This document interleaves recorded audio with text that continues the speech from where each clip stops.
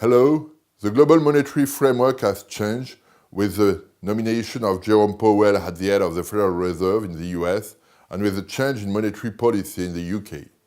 First, in the US, Jerome Powell is the new head of the Federal Reserve in a moment where the Federal Reserve has started a fantastic normalization of its monetary policy with higher interest rates and a decreasing of its balance sheet. This will take place in the context of full employment in the US. So the situation will be complicated to manage for Jerome Powell in case of a negative shock.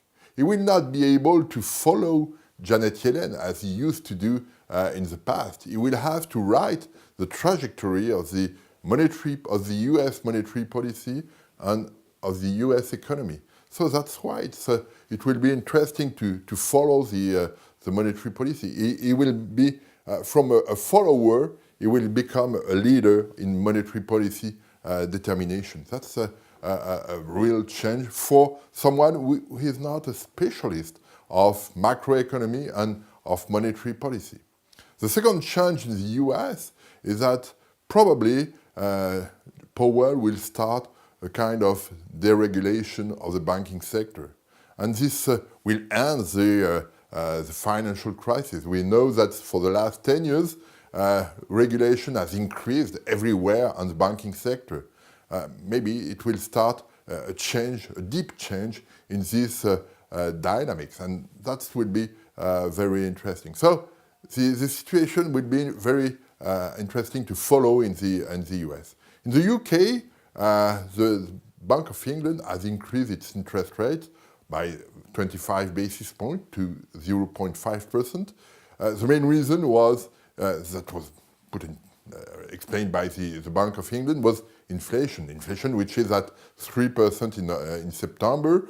And but this is not convincing, because when we see the Bank of England forecast, next year in 2018, inflation is converging to 2%, not 2% per se, but close to 2%. So it's not this issue. And that's why it's complicated. We see the arbitrage in the Bank of England. There is one non-persistent transitory shock linked to inflation, and there is a permanent shock linked to Brexit. And we have the perception that they put a lot on the transitory shock, not on the permanent shock.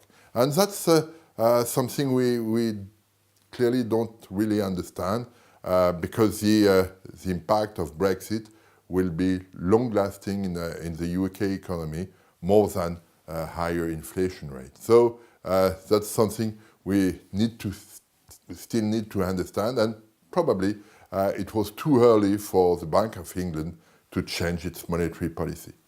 Thank you.